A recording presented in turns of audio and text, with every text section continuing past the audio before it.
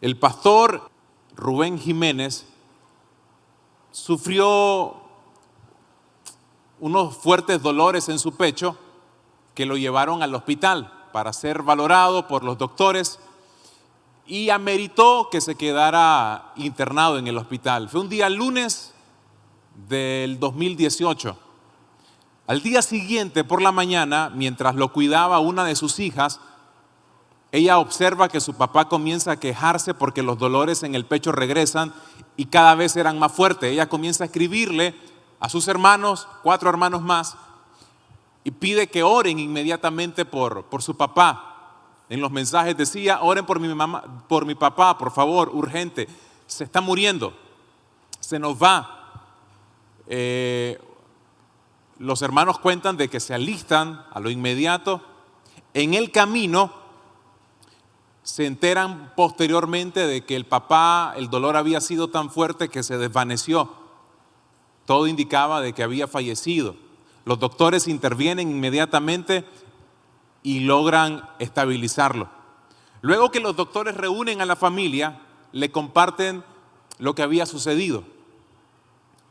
Con su papá, explican los médicos, sucede que una de sus arterias en el corazón está obstruida, está tapada.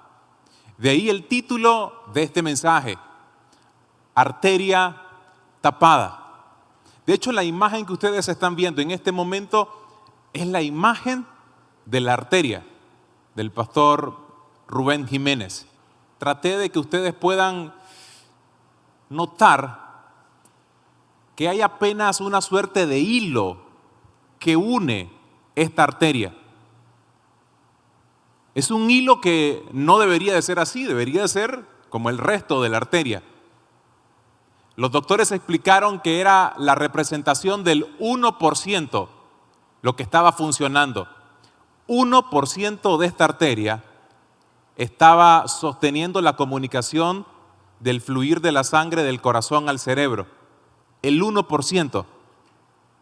El restante 99% estaba obstruido. Por lo tanto, apenas un pequeño hilo es lo que estaba sosteniéndolo con vida.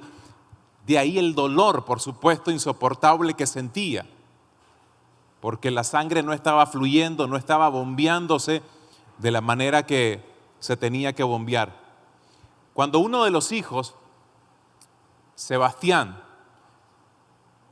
observa esa imagen que el doctor les muestra, además de que se sensibiliza, además de que está triste y sorprendido por lo que está pasando en la salud de su papá, inmediatamente dice que se le vino esta idea: esa ha sido también mi vida espiritual.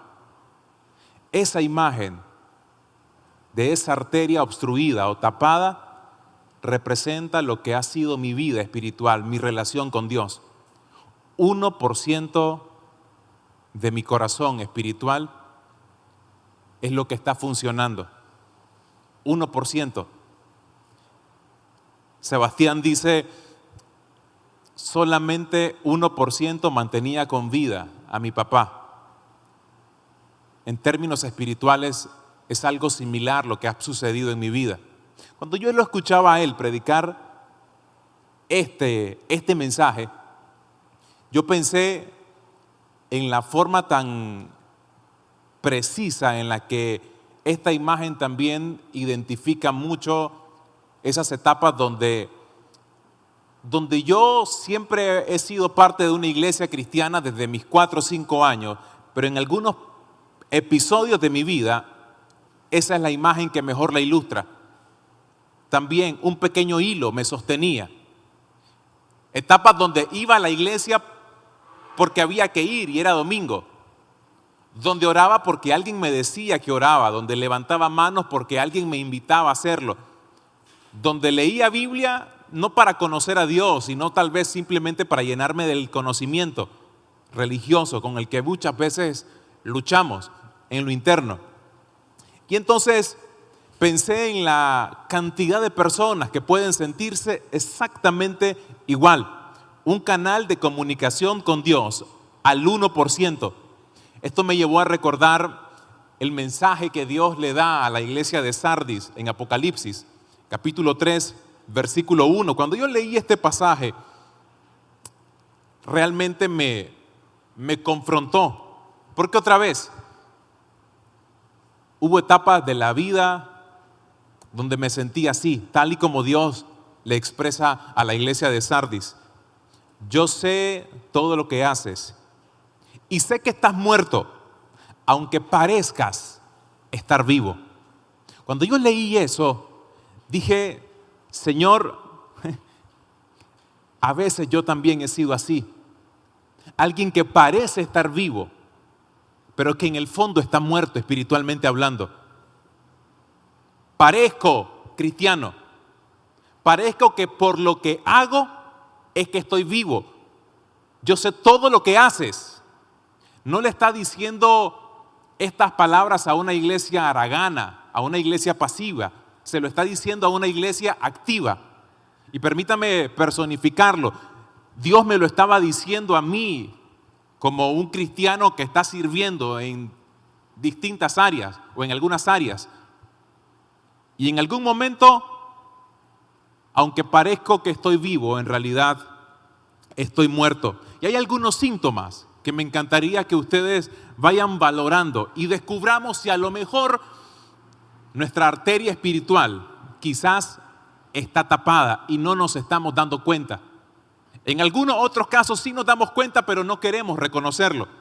Y este es el primer síntoma. Estamos bajo el dominio del pecado.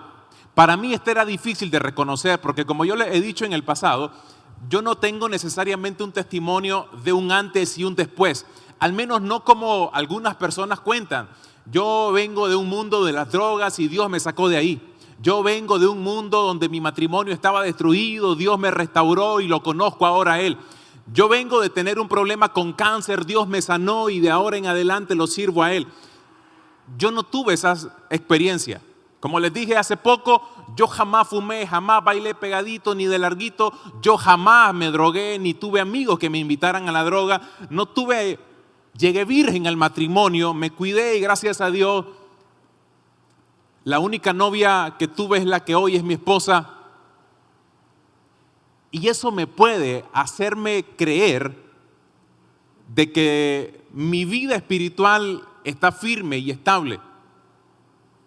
Pero de la misma manera como muchas otras personas, yo tenía prácticas, adicciones, tal vez adicciones acá en la cabeza, dependencias, pasiones o devociones que no eran para nada saludables. Yo también tenía que entender de que aunque no tenía manifestaciones visibles de una vida pecaminosa de forma tal que era vista por muchas personas, no significaba en absoluto que no era tal vez un miserable por dentro, que no tenía asuntos que resolver por dentro, en mi cabeza, en mis emociones. Y ahí me doy cuenta de que somos presa del pecado sin muchas veces enterarnos de esto. Ese es un primer síntoma. Un segundo síntoma: no tenemos necesidad de orar. No hay necesidad de una vida de oración.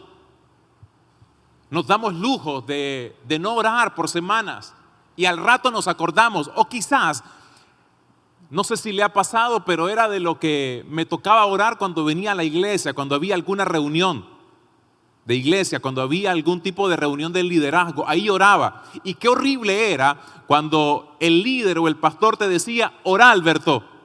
Y vos venías y decías las palabras correctas, el tono correcto, sabías orar de la manera evangélicamente correcta, pero tu vida de oración era hueca en lo privado, no tenía nada. Sostenía con el 1% mi vida espiritual. Y eso para mí era grave en el fondo, porque yo pudiera engañar a las personas, pero yo mismo y Dios mismo sabía cuál era mi verdadera condición. Pero de paso hay un tercer síntoma: no hay necesidad de la palabra de Dios. Puedo vivir sin la palabra, puedo vivir sin estudiarla, sin profundizarla, sin conocerla. Y mi vida se vuelve muy superficial. Pareciera que la palabra no juega una parte elemental, trascendental, relevante en mi vida. Hay un cuarto síntoma y es que me envuelvo en mis propios proyectos. Tengo mis propios sueños, mis propias aspiraciones, mis propios planes, no necesariamente malos, pero pareciera de que Dios está obligado a seguirme a mí y no al contrario.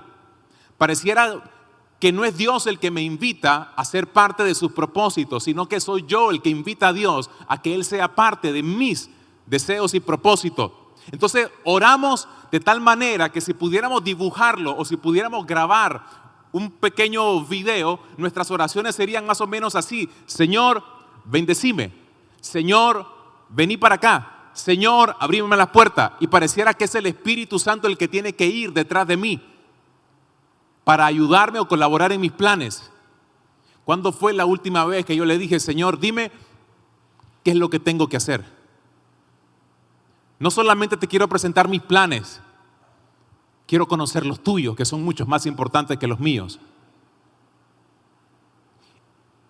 Y eso se volvió una tendencia natural, al menos en mi vida, donde tenía mis propios sueños y mis propias aspiraciones, y no es que no las tenga, sigo teniendo sueños, aspiraciones, objetivos, pero todo se filtra de una manera diferente.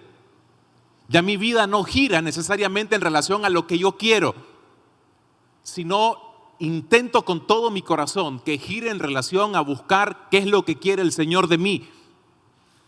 Y eso cuesta, decirlo puede sonar bonito, ideal, pero en la práctica cuesta mucho. Cuesta muchísimo porque somos guiados por nuestras necesidades, somos guiados por nuestras preocupaciones, somos guiados por nuestras propias ambiciones personales. A veces no tomamos algunas decisiones porque hay lugares que apelan a nuestras propias ambiciones personales. Dios tal vez ha hecho llamados puntuales a algunas personas, pero no nos movemos de ciertos lugares porque esos lugares están apelando a nuestras propias ambiciones personales. Nos sentimos importantes o especiales. Otro síntoma, nos acostumbramos a vivir con ese 1% de la vida espiritual. No me duele, no me urge y no me importa tampoco cambiar el status quo en el que estoy viviendo. Pareciera que no me interesa cambiar la condición en la que vivo. Estoy conforme simplemente con venir de vez en cuando al servicio, leer de vez en cuando la Biblia, orar de vez en cuando. Y como no veo necesariamente una urgencia por cambiar, porque veo que aparentemente esto me está funcionando, entonces no doy ningún giro en la forma en la que estoy viviendo, en la forma en la que estoy tomando decisiones. Ahora, a pesar de todo esto que les estoy contando, que yo lo puedo estar viviendo, a pesar de eso, Dios me hizo un llamado. En medio de todo eso, y es lo que a mí me hizo un cortocircuito en la cabeza. Dios hace un llamado aún cuando estamos en situaciones como estas. Y me gustó esta frase que ustedes están viendo en pantalla. Cuando es escasa la oración, cuando es escasa la palabra, cuando es abundante el dominio del pecado, Dios también nos llama. Noten algunos ejemplos bíblicos. Dios llamó a Pedro cuando Pedro estaba ocupado con las redes. ¿Recuerdan ese momento? Cristo mira a la distancia a Pedro, que estaba ocupado. Él estaba en sus asuntos, en sus necesidades, proveer para su casa, laborando como cualquier pescador de la época. Y Jesús le dice, sígueme. Pero Pedro ni siquiera se le había acercado. Pedro ni siquiera lo había buscado. Fue Cristo que lo buscó. Y Pedro estaba en otros asuntos. A lo mejor ni siquiera estaba interesado en qué es lo que quería Cristo. Pero aún así Cristo lo llamó. Dios llamó a Isaías, quien él mismo llegó a reconocer que tenía labios inmundos. Señor, ¿por qué a mí si yo tengo labios inmundos? Le dice. Vos conocés mis pensamientos. Vos conocés quién soy en realidad y por qué me llamás. A Pablo lo llamó cuando perseguía a la iglesia. Ahora, cuando hablamos de llamado, usualmente uno lo asocia a llamado ministerial, a llamado pastoral. lo asociamos a me ha llamado a predicar el evangelio en las naciones y lo hacemos de esa manera, la definición de el llamado. Pero usted sabe que el principal y el más grande llamado que Dios nos hace no es necesariamente lo ministerial. No es andar y subirte a las plataformas y comenzar a predicar, y ese no es el gran llamado. Esa va a ser una asignación, esa puede ser una acción que Dios te pida. Pero el gran llamado, me encanta cómo Pablo lo define de forma tan puntual. En 1 Corintios, capítulo 1, verso 9 dice: fiel es Dios, quien los ha llamado a tener comunión con su Hijo Jesucristo, nuestro Señor. El principal llamado, mis estimados, para mi vida no ha sido lo ministerial. Ha sido conocer quién es Jesús y tener comunión con Él. Porque yo puedo ser alguien que con el pasar de los años me diga lo mismo que le dijo a la iglesia de Sardis. Yo veo todo lo que hace, Alberto. Veo cuando predicas. Veo cuando te preparas un bosquejo. Veo cuando haces esto y cuando haces lo otro. Pero ¿sabes qué? Estás muerto, aunque parece que estás vivo. ¿Sabes qué? Yo te llamé a tener comunión conmigo, a conocer a Jesús. Y es lo que nos cuesta muchísimo a nosotros. Nos cuesta entenderlo.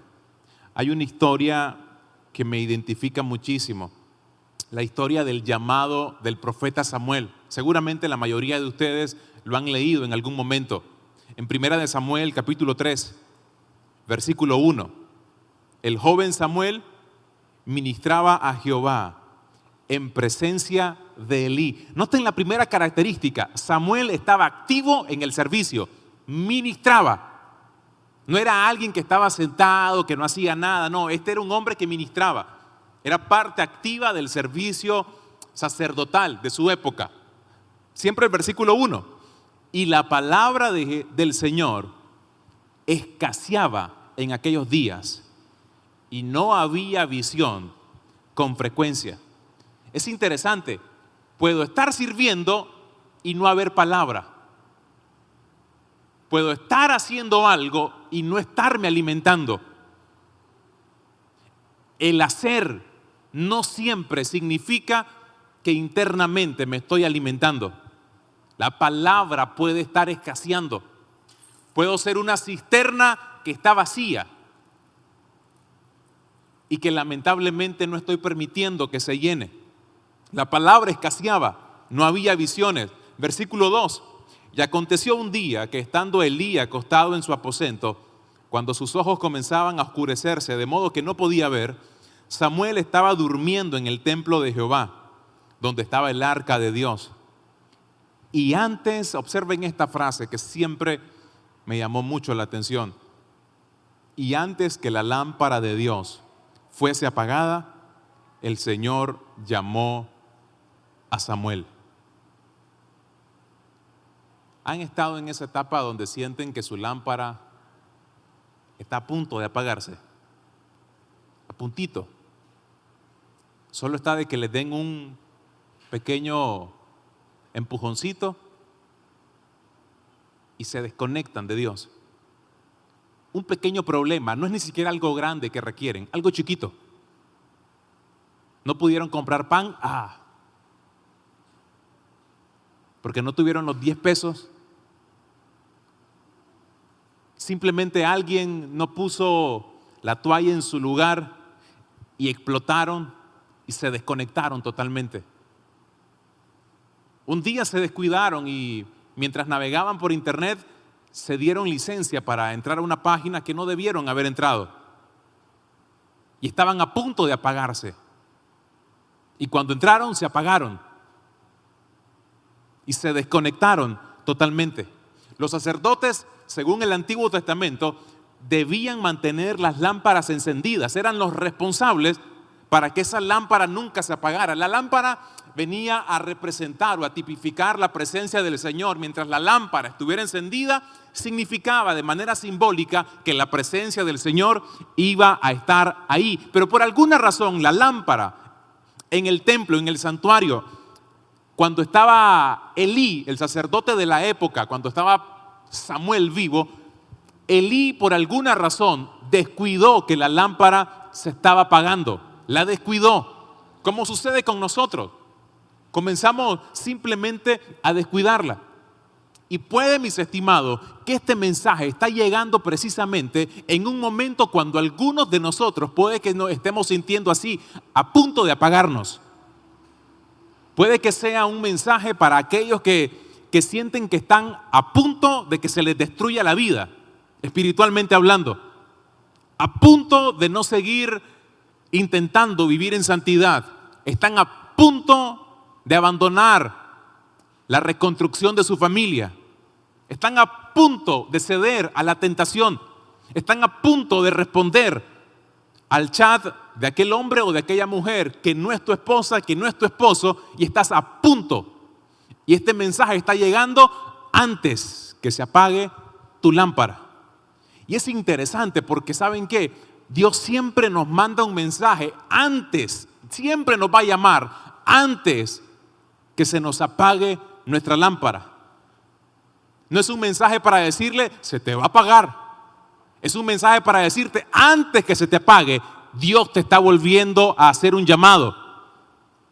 Antes de que cometas el error, otra vez, Dios te está haciendo el llamado. Antes que tu vida se vaya a la ruina, antes que tu matrimonio no tenga salida, antes que vayamos camino al infierno. La pregunta es esta: ¿qué tan poco aceite le queda a la lámpara? ¿Se han puesto a pensar qué tanto o qué tan poco tiene nuestra lámpara? ¿Se está apagando? ¿En qué porcentaje está? Versículo 4. El Señor llamó a Samuel y él respondió: aquí estoy, Señor. Así que fue corriendo a donde estaba Elí y le dijo: aquí estoy, ¿para qué me llamaste? Pero Elí le respondió: yo no te he llamado, vuelve a acostarte. Y Samuel volvió y se acostó, pero el Señor volvió a llamar a Samuel.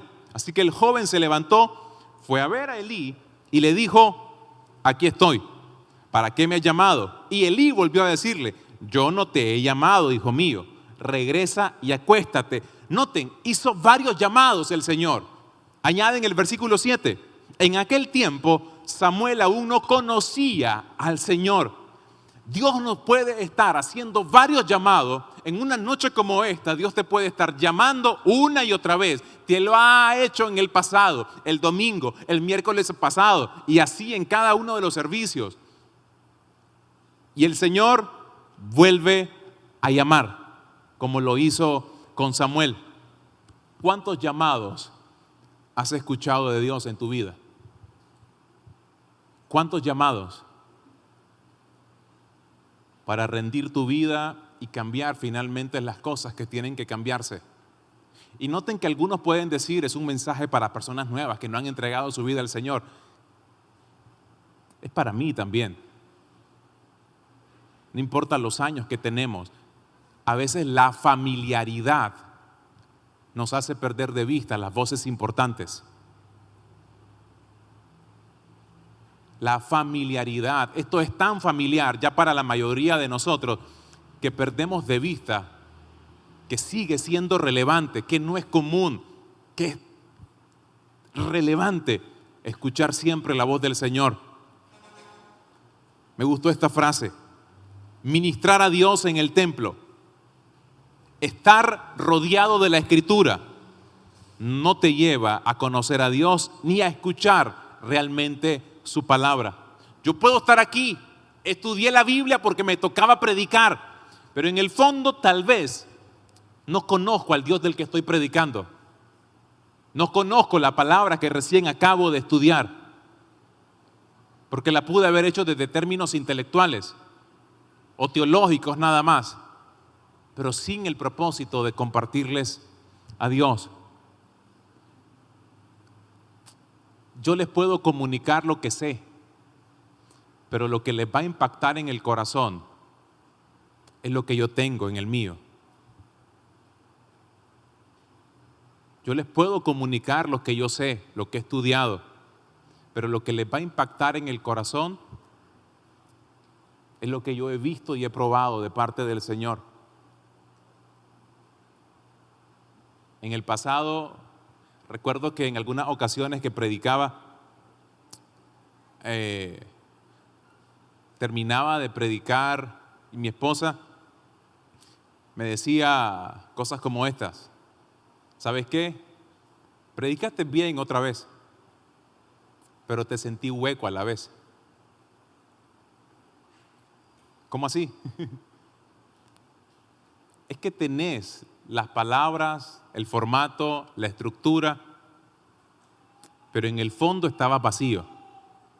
Claro, ella me conoce. Y si somos honestos y hacemos una valoración nosotros mismos, a veces pudiéramos tener una misma lectura acerca de nosotros mismos. Voy a ir cerrando y me encantaría, por favor, que vean esta parábola.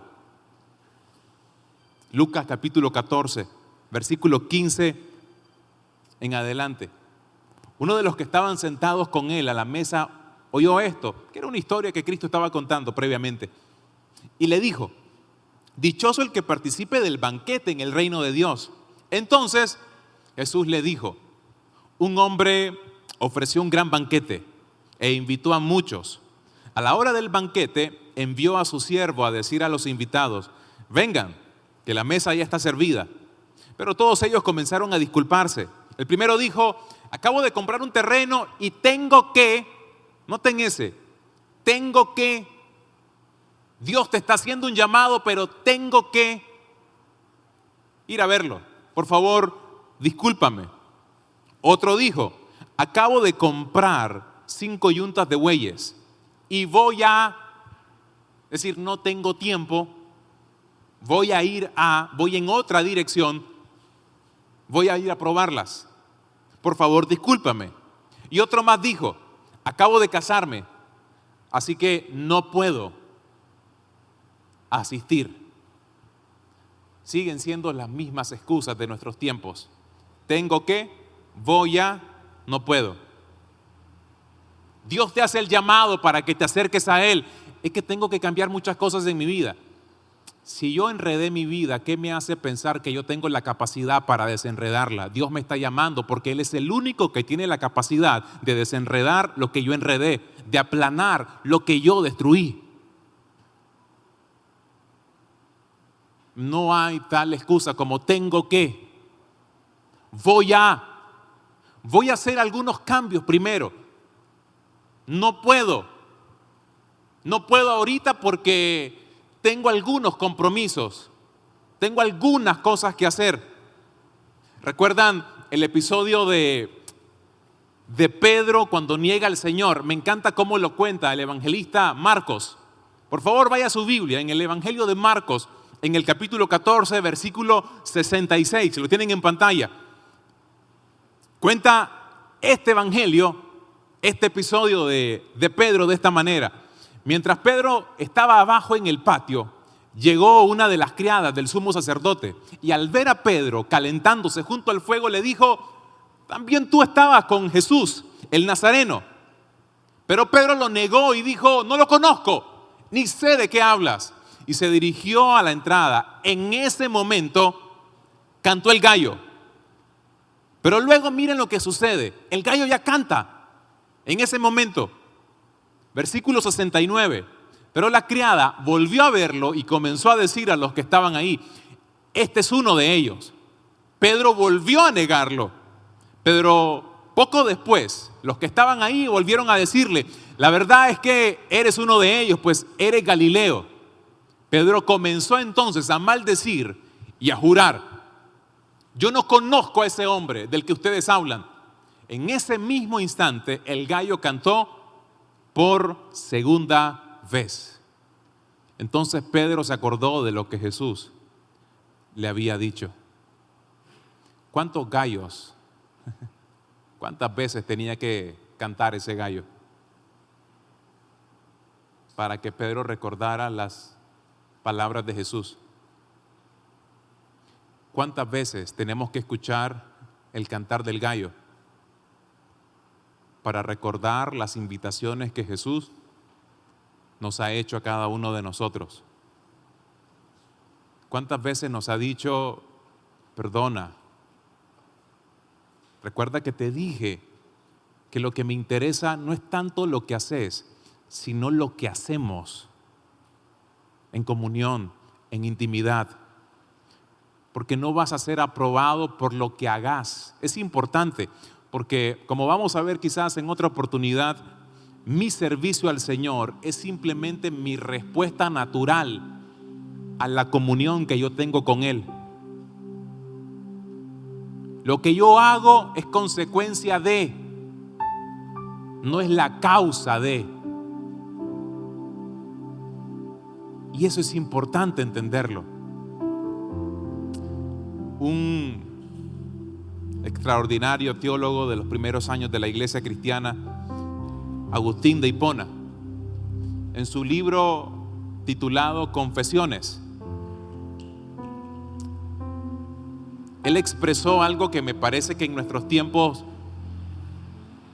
es tan relevante y donde nos podemos identificar con él. Agustín de Hipona contó esto en su libro, refiriéndose a Dios: me llamabas sin darme cuenta. Tú ya habías empezado a echar en el pecho de mi madre los cimientos del templo santo en que ibas a habitar. Mi padre era todavía catecúmeno y de poco tiempo. Entonces, al oírlo, ella se estremeció de piadoso temor. Aunque yo no me contaba aún entre los fieles, ella temió que me fuera por los desviados caminos.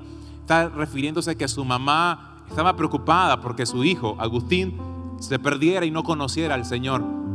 Ay, dice Agustín, me atreveré a decir que tú permanecías callado mientras yo más y más me alejaba de ti. ¿Podré decir que no me hablabas? ¿Podremos decirlo nosotros, que Dios no le ha hablado directamente a usted? Evidentemente no. Pero ¿de quién, sino tuyas, eran aquellas palabras que con voz de mi madre, fiel sierva tuya, me cantabas al oído? Él se dio cuenta con el pasar de los años que después de todo Dios le habló a través de su mamá. Y llegó luego a esta conclusión: sus consejos, los de su mamá, eran tuyos y yo nunca lo supe. Pensaba yo que tú callabas cuando por su voz, la de mi mamá, me hablabas. Y al despreciarla a ella, sierva tuya, te despreciaba a ti, siendo yo también tu siervo. Soy tan indigno de ti. ¿Y cómo habré de invocar a mi Dios y Señor?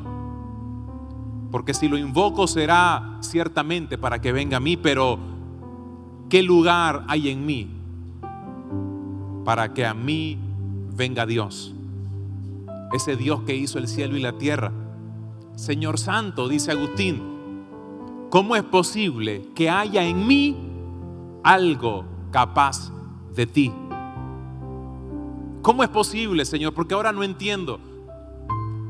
Nunca te escuché, ahora te quiero escuchar, pero si me pongo a pensar, lo que intento es tener comunión con un Dios que creó el cielo y la tierra, con el Dios que creó los cielos y la tierra. El llamado es para que tú habites en mí y yo habite en ti. Pero eso, ¿cómo va a ser posible cuando tú eres tan grande y yo tan miserable? ¿Cómo se puede hacer en el fondo? Angosta morada es mi alma. Ensánchamela, Señor, para que puedas venir a ella. Está en ruinas. Repárala. Sé bien y lo confieso que tienes cosas que ofenden tus ojos, mi alma. ¿A quién más que a ti puedo clamar para que la limpie? Límpiame, Señor. Tú, Señor, lo sabes bien. No entraré en contienda contigo, porque quiero que tú entres a mi vida y finalmente me cambies. Arteria tapada. Así vivimos a veces. ¿Cómo está viviendo usted en este momento? ¿Con qué porcentaje? Yo con toda seguridad les puedo decir que he tenido el 1% a veces. Por pura gracia, ese hilo no se cortó en mí. Pero antes que se apagara mi lámpara, llegó otra vez la voz del Señor. Y creo una vez más, con todo mi corazón, que es lo que está pasando en algunas personas en esta noche. Antes que se apague tu lámpara, Dios te está hablando otra vez para que vuelvas a tener comunión con Él. Te está llevando una vez más a que le escuches para que otra vez te conectes con Él. Cierre sus ojos, por favor.